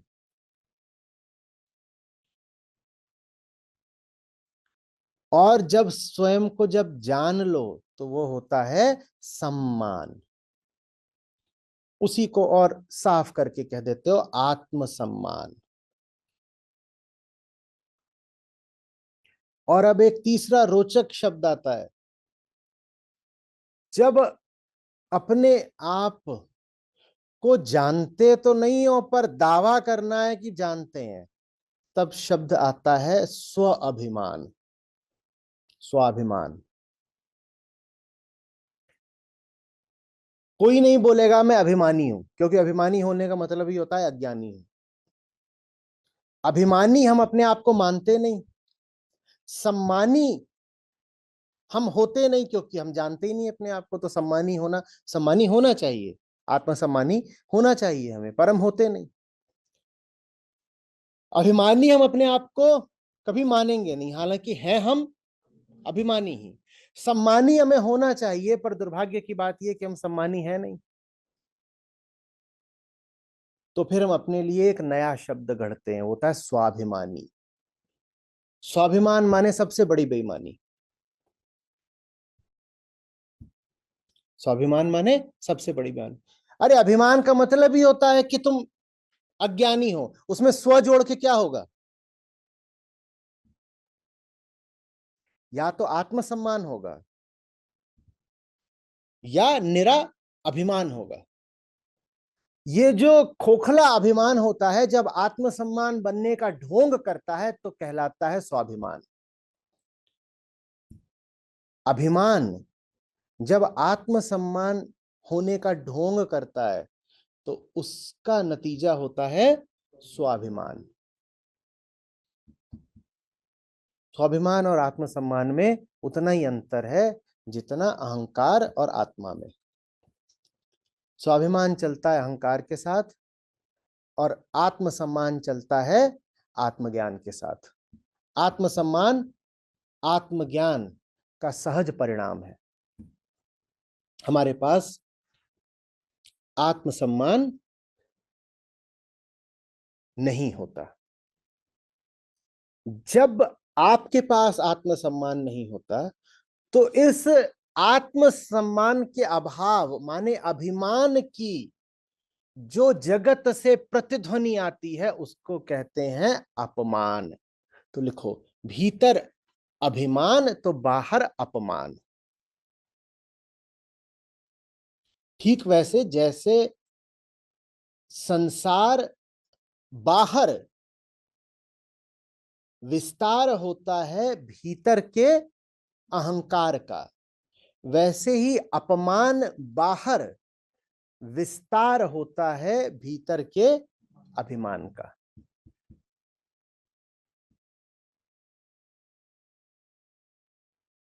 बाहर से अपमान बर्दाश्त कर रहे हो तो जान लेना कि भीतर अभिमान है। अभिमान माने आत्मज्ञान का अभाव। आत्म अज्ञान बराबर अभिमान, आत्म अज्ञान बराबर अभिमान बराबर अपमान।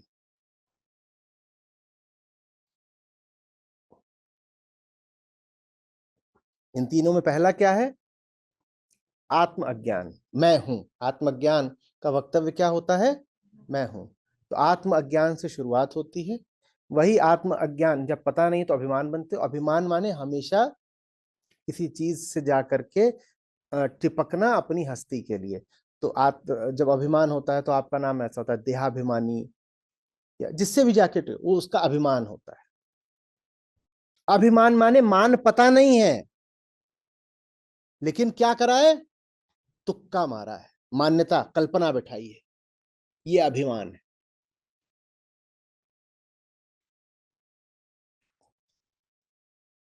और जहां इधर अभिमान हुआ वहां जगत से क्या मिला? अपमान।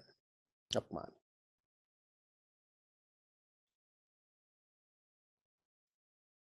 हम्म। जगत भी कैसा भी हो, मायावी होगा, लेकिन माया भी अंततः राम का सम्मान तो करती ही है। हम्म? इतने बड़े बड़े धनपति हुए और सेनापति हुए और शासक हुए, लेकिन सबसे ज्यादा सम्मान किसको मिला है दुनिया में? मुक्त पुरुष से ज्यादा सम्मान संसार ने किसी को नहीं दिया। हालांकि उन्हीं मुक्त पुरुषों को संसार ने गोलियां भी मारी हैं और कष्ट भी दिए हैं, लेकिन कुल मिलाकर के अगर आप देखोगे तो दुनिया में सबसे ज्यादा पढ़ी जाने वाली किताबें कौन सी हैं? वो धर्म ग्रंथ। दुनिया में सबसे ज्यादा उद्धृत किए जाने वाले कवि कौन है?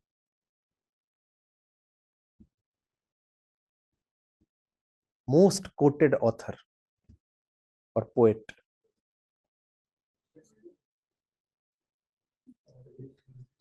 संत कबीर। संत, इनसे ज्यादा किसी को उद्धृत नहीं किया गया आज तक।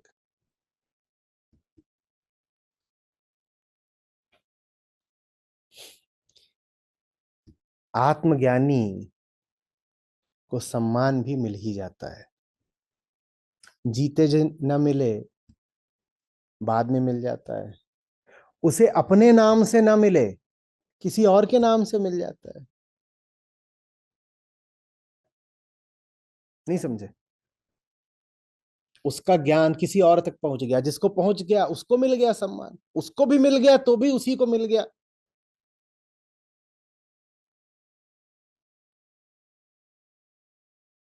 यारी, संसार में हम फिरते रहते हैं कि कुछ तृप्ति मिल जाए, ये मिल जाए, मिल जाए, जूठन चाटते रहते हैं। लेकिन संसार सर आंखों उन्हीं को बैठाता है जिनको कुछ ना चाहिए। वो फिर संसार बोलता आओ तुम शाह हो हमारे। माया भी किसी ऐसे की तलाश में होती है जिसे माया की तलाश ना हो।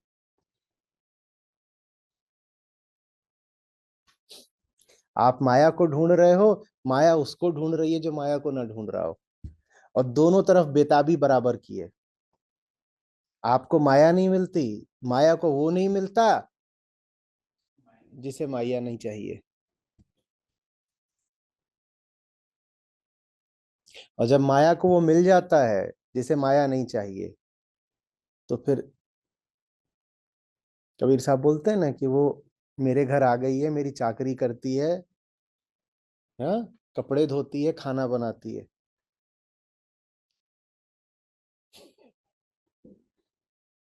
कब से ढूंढ रही थी मुझे, और दुनिया के लिए डाकिनी है और ठगनी है, क्या क्या है पता नहीं क्या है। और मेरी रसोई में जाओ, वहां खाना बना रही, इतना अच्छा खाना बनाती है।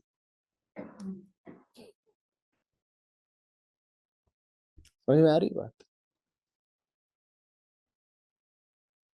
दुनिया की और कामना की नजर से देखोगे, बहुत पीटे जाओगे, बहुत पीटे जाओगे। इसी दुनिया के प्रति निष्पक्ष हो जाओ, तटस्थ हो जाओ, मत बनो भिखारी, मत फैलाओ हाथ हर जगह। यही दुनिया बड़ी इज्जत देगी।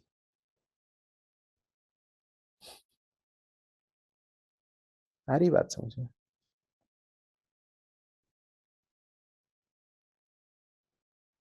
कोई सिद्धांत की बात नहीं है, एक से बढ़कर एक दृष्टांत है, प्रमाण है। ऐसा हुआ है, ऐसा होता है।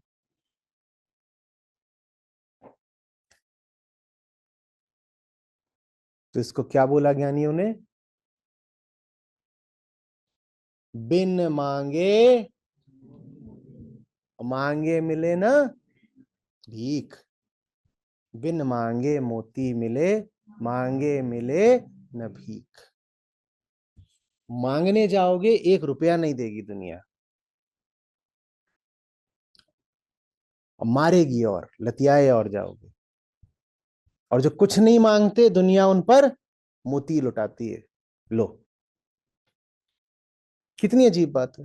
जब तक चाहिए था तब तक मिला नहीं, जब नहीं चाहिए तो सब निछावर हुआ जा रहा है हमारे ऊपर। अब निछावर हुआ जा रहा है तो कितनी खुशी आ रही है। खुशी आ रही है, अगर खुशी आ रही है तो 1 रुपया नहीं पाओगे। मोती उसी पे लुटाए जाते हैं जो ये ना करे कि मोती लुटाए गए तो झुक के धीरे से उठा के 2 4 जेब में डाल लिए। जिसे मोतियों की कोई कद्र नहीं, उस पे हीरे मोती निछावर किए जाएंगे। हम्म। और जो मोती की आस में मुंह फाड़े घूमता है, उसको कंकड़ पत्थर भी नहीं मिलेंगे, मिलेंगे भी तो ऐसे कि मार।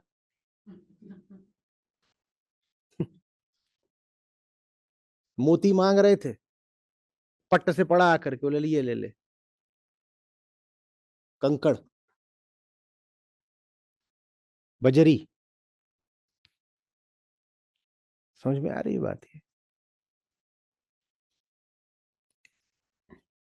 तो इसलिए उसको दर्शाया गया ऐसे कि जब कोई सब कुछ त्याग करके निकलता है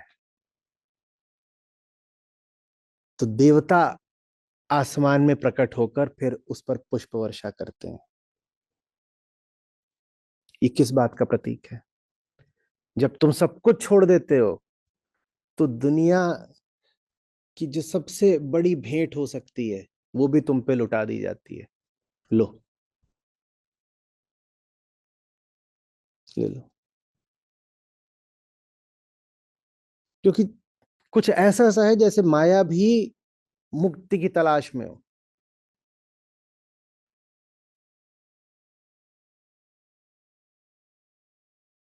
बहुत अनूठी घटना होती है जब कोई बुद्ध जैसा सब कुछ पाया हुआ छोड़ करके किसी तलाश में निकलता है। अब वो जा तो रहा है दुनिया की ओर, पर कुछ पाने के लिए नहीं, बल्कि जो पाया हुआ था वो भी उसने सब छोड़ दिया है। और जब ऐसा होता है, जब जब ऐसा हुआ है इतिहास में, तब तब जान लो कि कोई बड़ी क्रांति घटने वाली है। और बाकी कोई क्रांति बड़ी कभी हुई भी नहीं है। जब भी हुई है क्रांति ऐसी ही हुई है कि जब कोई बढ़ा तो है दुनिया की ओर, संसार दुनिया इसी को माया बोलते हो ना। जब कोई बढ़ा तो है माया की ओर, पर कुछ पाने के लिए नहीं, कुछ जानने के लिए, समझने के लिए, कुछ खोजने के लिए, भोगने के लिए नहीं, खोजने के लिए, जानने के लिए, कुछ और इकट्ठा के लिए नहीं, बल्कि जो पाया हुआ था, मिल गया था, उसको भी एक तरफ करके कह रहे नहीं चाहिए ये सब, मैं बाहर निकल रहा हूं। तो जब कोई अपना राजवस्त्र त्याग करके पीतांबर धारण करता है, तब समझ लो कि अब कोई आध्यात्मिक भूचाल आने वाला है।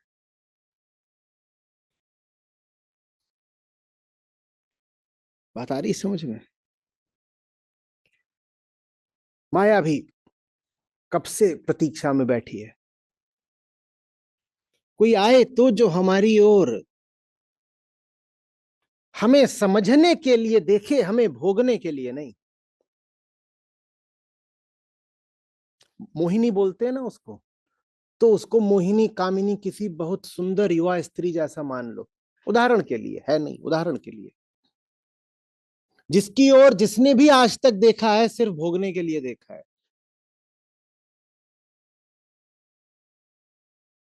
अब उसको सिर्फ भोगने के लिए देखोगे तो उसे कोई इससे आनंद तो आने नहीं वाला, कि जो आता है वही जानवर सी ही दृष्टि से देखता है। वो भी इस प्रतीक्षा में बैठी है कि कोई तो आए, हम्म, जो हमें थोड़ा समझ भी पाए। जो ही आता है वही बस नोचने खसोटने चला आ रहा है। और ऐसों को फिर क्या करती है माया? वो कहती है आओ मैं बताती हूँ कितनी बड़ी कामिनी हूं। ऐसों को फिर अपना कौन सा रूप दिखाती है? महामृत्यु का, चंडिका, हम्म, विनाशिनी,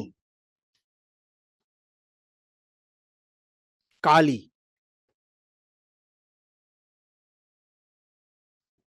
आ, दिखाती हूं तुझे मैं कितनी आकर्षक हूं। दुर्गा सप्तशती याद है? तो अंबिका देवी क्या कर रही थी? हिमालय पर, हाँ, स्नान कर रही, विचरण कर रही। और उनके जैसी अद्वितीय रूपवती, लेकिन जहां ये इनके आने लग गए सेवक और संदेशवाहक, धूम्रलोचन और ये सब याद आ रहे हैं नाम, तो तहां उन्होंने कौन सा रूप दिखाया फिर? ले ले ये, अब ये रूप देख। माया ऐसी ही है। सामने शिव खड़े हों तो पार्वती है, शांत, सौम्य, मृदुल। क्योंकि शिव तो अपने में ही मगन है, आंख बंद उनकी, वो तो ये भी नहीं देख रहे बगल में है भी कि नहीं। और सामने ये आ जाए शुंभ निशुंभ जैसे, तो तू आ,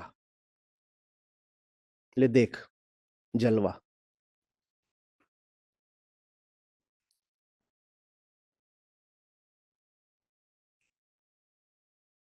लेकिन धोखा देने की नीयत मत बना लीजिएगा कि ऊपर ऊपर से अभिनय करा कि कुछ चाहिए नहीं, और भीतर भीतर कह रहे हैं जिन्हें चाहिए नहीं होता उनको स्वेच्छा से माया वर देती है। और एक आंख धीरे से खोल के देख रहे हैं, अभी देना शुरू किया कि नहीं, अभी इसको भरोसा आया कि नहीं कि हम, हाँ बिल्कुल निष्काम है। वो वहां नहीं है, वो कहाँ है, यहाँ है। आपसे ज्यादा आपका हाल वो जानती है, तो धोखा देने की कोशिश मत करिएगा। जो सचमुच निष्काम है वो फिर विजयी अर्जुन ही नहीं होता, वो कृष्ण हो जाता है।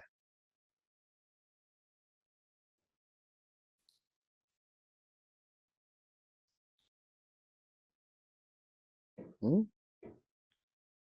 धन संपदा ये सब तो हो सकता है वो पाए, पर वो ये चीजें पाए भी तो भी उसके लिए ये छोटी बातें हो जाती हैं। गीता इसलिए थोड़ी थी कि युद्ध में विजय मिले, युद्ध में विजय नहीं भी मिली होती तो भी गीता का अपना महत्व है। और कितने ही युद्ध हैं जो निष्कामियों ने नहीं जीते, मौत हुई उनकी। हार नहीं हो सकती पर मौत तो हो सकती है ना, तो मौत हुई। तो उनकी मृत्यु से उनके युद्ध का महत्व कम नहीं हो गया। शहीदों की चिताओं पर लगेंगे हर बरस मेले। ये तो नहीं हो गया ना कि देखो ये तो मारे गए, इसका मतलब धर्म हार गया, नहीं, कुछ नहीं। वो नहीं भी हैं तो भी हमारी हमारी जिंदगी से ज्यादा उनकी राख का सम्मान है, हमारे घरों से ज्यादा उनकी समाधियों का महत्व है। हम्म।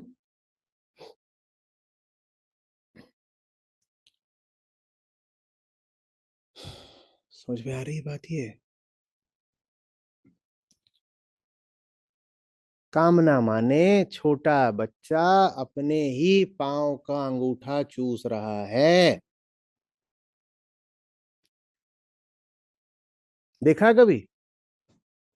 एकदम जो छोटे वाले होते हैं उन्हें कुछ समझ नहीं आता। एकदम छोटे वाले माने कितने छोटे वाले, हमारे जितने छोटे। उन्हें कुछ नहीं समझ में आता, उन्हें लगता है ये माँ है। और शरीर उनका होता है बड़ा लचीला, हम तो ये कर भी ना पाए कि मुंह में पांव ऐसे करके हाय हाय। उनका शरीर बड़ा लचीला होता है छोटे वालों का, तो पूरा गोल हो जाता है। और हाथ का ही नहीं, वो पांव का भी अंगूठा अपने मुंह में ले लेता है। वो कहता है यही है मम्मी, खुश होने लग जाता है। क्या मिला? कुछ नहीं मिला, खुद को भुलावा, आत्म प्रवंचना। और क्या उदाहरण दिए जाते हैं कि कुत्ता, पुराना उदाहरण है, सूखी हड्डी चबा रहा है, चबा रहा है, चबा रहा है, चबा रहा है। सूखी हड्डी चबाता है तो क्या होता है, उसका मसूड़ा छिल जाता है, खून आता है। जब खून आता है तो खुश हो जाता है, बोलता है देखा, इस हड्डी में मांस लगा हुआ था, उसका खून आया, अभी अभी हमें स्वाद हुआ। ये कामना है। पहली बात तो इसमें तुम्हें कुछ मिलता नहीं, दूसरी बात अगर कुछ मिल भी रहा है तो तुम्हारा अपना प्रक्षेपण है, विषय में कुछ नहीं है। समझ में आ रही है बात? ये जानने वाले कहते हैं कामना हटाने का, अगर कामना से मुक्ति पाते हो, उसका एक अच्छा तरीका ये है कि जिसकी ओर आकर्षित हो रहे हो उससे दूर मत भागो, उसके एकदम निकट ही चले जाओ। कामना निकटता बर्दाश्त नहीं कर सकती। कितनी अजीब बात।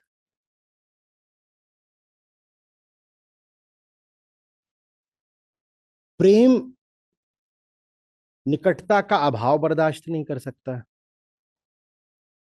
और कामना के लिए निकटता जहर जैसी होती है। निकटता से आशय शारीरिक निकटता नहीं, भोग लेने को निकट आना नहीं बोलते। निकटता माने जानना। कामना निकटता क्यों नहीं बर्दाश्त कर सकती? क्योंकि जान लोगे तो पाओगे विषय वो है ही नहीं, वैसा है ही नहीं जैसा कल्पित किया था। क्योंकि अर्थ तो किसने भरे थे? मन ने ही तो उसमें अर्थ करे थे ना।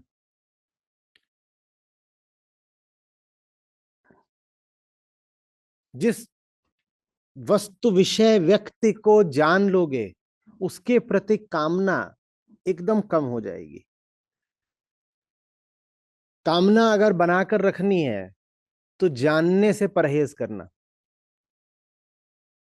मत ही जानना, दूर दूर रहना और भोग लेना।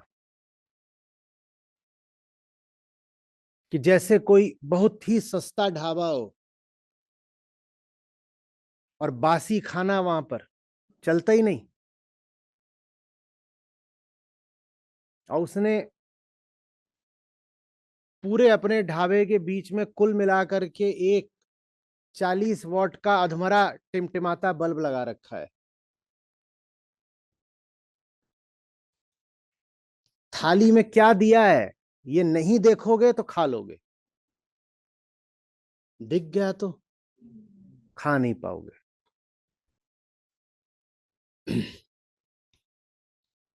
जानना और भोगना साथ साथ नहीं चल पाते।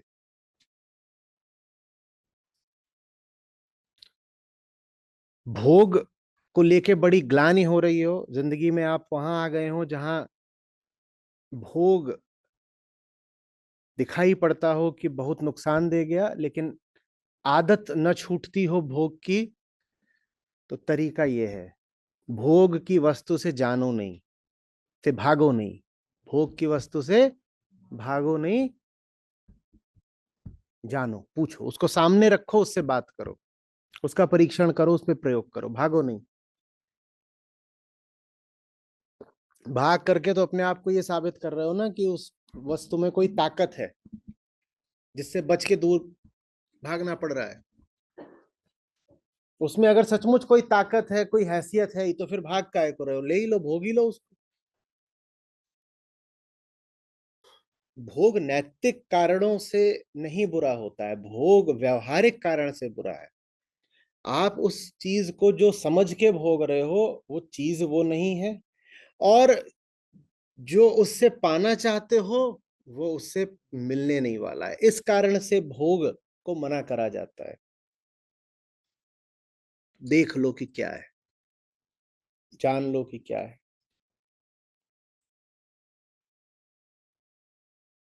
समझ में आ रही है बात?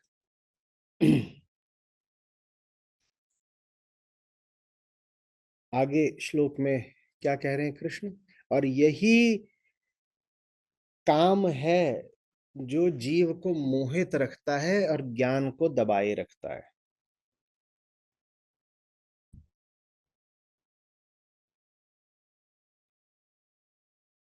जब काम भरा हो आंख में, तब सच नजर नहीं आता है।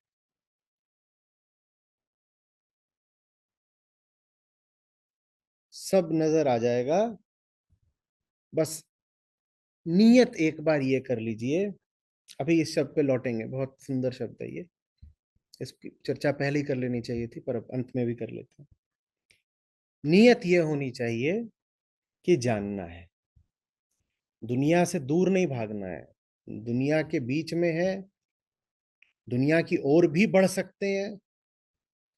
भागने जैसी कोई बात नहीं, जिधर को भागोगे उधर भी दुनिया ही है। ये ऐसी सी बात है, कोई कहे मुझे ब्रह्मांड से दूर भागना है, कहाँ भागोगे ब्रह्मांड से दूर? हम्म? जिधर को भी भागोगे उधर ही है। दूर वगैरह नहीं भागना है, नियत जानने की होनी चाहिए।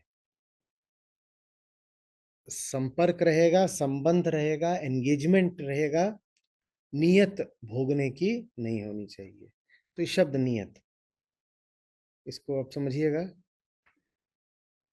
नियत और कुछ नहीं है, अहंकार का ही नाम है। अहंकार माने नियत, अहंकार माने नियत। नियत की खराबी को ही अहंकार बोलते हैं।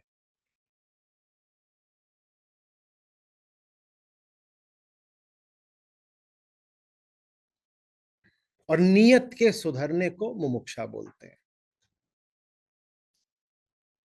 अहंकार और कुछ नहीं है, एक चुनाव है। स्वयं को ही बेवकूफ बनाने का चुनाव।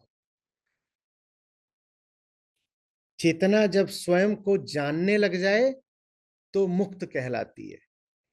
चेतना ही जब चुने कि खुद को बुद्धू बनाए रखना है, तो चेतना की ये बदनीयती ही अहंकार है। ये अच्छी बात है, क्योंकि अगर अहंकार चुनाव है किसी का, तो फिर मुक्ति भी चुनाव हो सकती है किसी का। अगर अहंकार प्राकृतिक होता तो बड़ी गड़बड़ हो जाती। हाथ प्राकृतिक होते हैं दो, कौन मुक्त हो सकता है फिर हाथों से? जो कुछ प्राकृतिक है वो तो फिर अनिवार्य हो गया ना। सांस लेने से मुक्त हो सकते हो क्या? दूसरी नाक पैदा कर सकते हो क्या? नहीं। अहंकार अनिवार्य नहीं है। न प्राकृतिक है न आत्मिक है। प्राकृतिक हो तो तथ्य हो जाएगा, आत्मिक हो तो सत्य हो जाएगा। अहंकार सिर्फ एक बदनीयती में किया गया चुनाव है। नियत की ही सफाई को ईमानदारी या सत्यनिष्ठा बोलते हैं। और अपनी हर बात के अंत में मैं इसी बात पर आता हूं कि सारी बातें एक तरफ और नियत की सफाई एक तरफ। ईमानदारी का कोई विकल्प नहीं है। ये मैंने आपको जितनी बातें बोली, ये सारी बातें उन्हीं तीन के माध्यम से आप तक आ रही हैं जिनकी आज हमने चर्चा करी। वो जो तीन हैं, अगर वो अहम के ही गुलाम है तो मेरी कोई बात आप तक पहुंची ही नहीं होगी। किन तीन की बात? मन, सबसे पहले मन, पहले इंद्रिय, फिर और फिर मेरी बात सुनी कैसे आपने? श्रोतेंद्रिय। अर्थ किसने किया बात का? और जो अर्थ कर लिया उसका जीवन में क्या करना, ये किसने तय किया? ये तीनों जो महानुभाव थे, ये किसके आदेश पे चलने वाले? और अहंकार माने नियत। तो अगर नियत ही खराब हो तो इधर से जो कुछ भी बोला गया वो सब खराबी और बढ़ा ही देगा। कुछ भी बोला गया होगा वो तो उससे तो खराबी बढ़नी ही है ना, कम थोड़ी हो जानी है।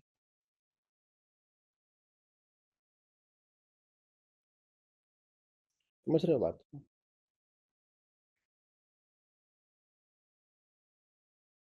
नियत की सफाई कैसे करें? कोई उसका तरीका नहीं होता, एकदम कोई तरीका नहीं है।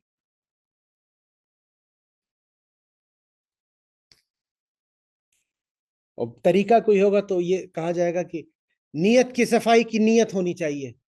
ये तो कोई जवाब नहीं हुआ। ये क्या जवाब है? मुझे नियत कैसे साफ करें? बोले नियत की सफाई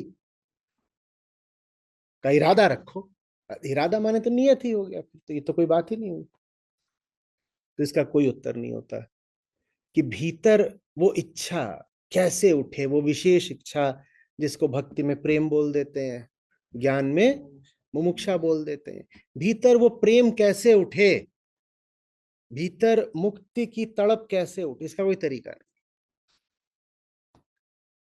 पर जानने वालों ने कहा है कि बिन सत्संग विवेक न हुई।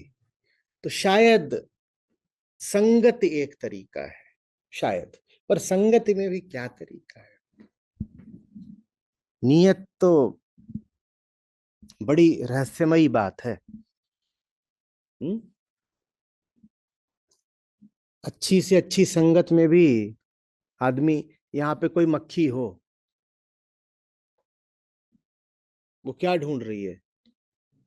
गीता का अर्थ, अपने लिए मुक्ति। वो क्या ढूंढ रही है? वो यहाँ जाके श्लोक पे भी बैठेगी तो क्या सोच के कि उधर कुछ खाने का है क्या? तो अगर हम मक्खी बने रहेंगे तो श्लोक में भी मिठाई ही तलाशेंगे, मुक्ति थोड़ी।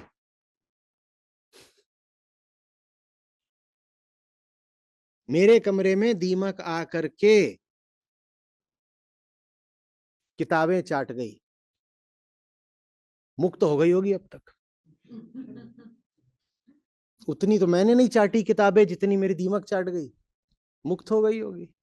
अगर आप दीमक हैं तो गीता हो कि उपनिषद हो कि दुनिया का कोई भी धर्म ग्रंथ हो, वो आपके लिए क्या है? भोग लो।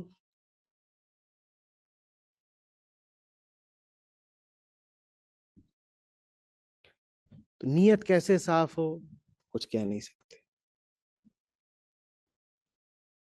हम्म।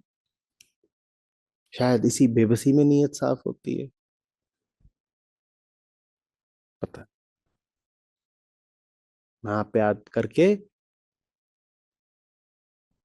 बुद्धि उपाय सब ठहर जाते हैं। नियत साफ हो जाए, उसके बाद फिर बाकी सब का योगदान और उपयोग शुरू होता है।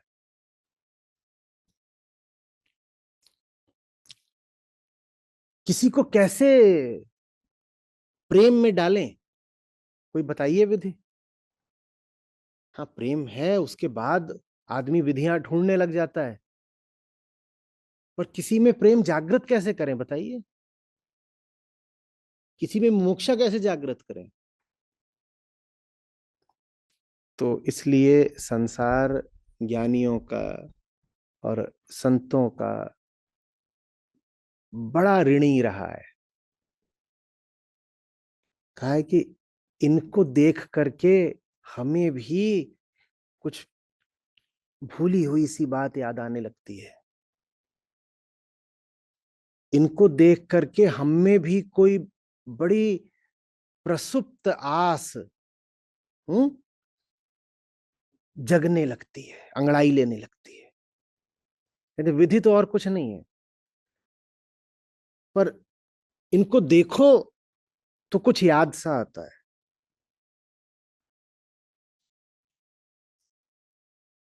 संगति।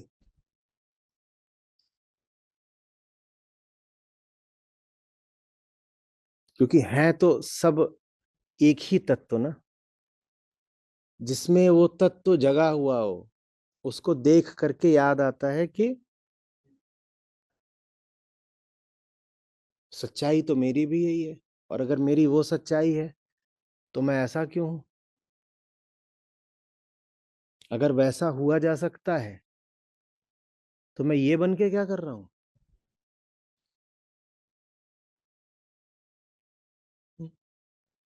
लेकिन ये भी कोई ऐसा नहीं है कि इसे बोलते हैं श्योर शॉर्ट फॉर्मूला।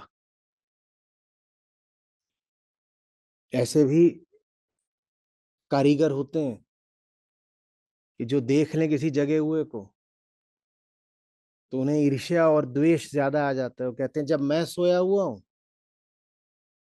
तो ये जगह क्यों है? तो ये कोई सूत्र नहीं है, संभावना है। कि आप जगे हुए को देख के कहेंगे अगर वो जगा हुआ है तो मैं सोया हुआ क्यों हूं? पर मामला बिल्कुल उल्टा भी पड़ सकता है क्या, कि अगर वो, जब मैं सोया हुआ हूं तो वो जगा हुआ क्यों है? हुँ? तो संभावना की बात है। किसी जागृत ग्रंथ की संगति करना एक तरह का जुआ है। दोनों बातें हो सकती हैं। या तो आप दीमक की तरह उसको चाट जाएं, या वो आकर के आपको चाट जाए। लेकिन दो में से बचेगा तो एक ही। देखते हैं कौन बचेगा।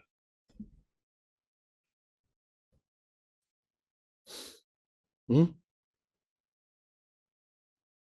कभी अंधेरा और रोशनी एक साथ तो बचे हुए नहीं दिखाई देते, दिखे हैं? ये तो आपस में बेमेल होते हैं, म्यूचुअली एक्सक्लूसिव। ये है तो वो नहीं, वो है तो ये नहीं। या तो गीता आपको चाट जाएगी, या आप गीता को खा पी करके डकार मार देंगे। देखते हैं क्या होता है।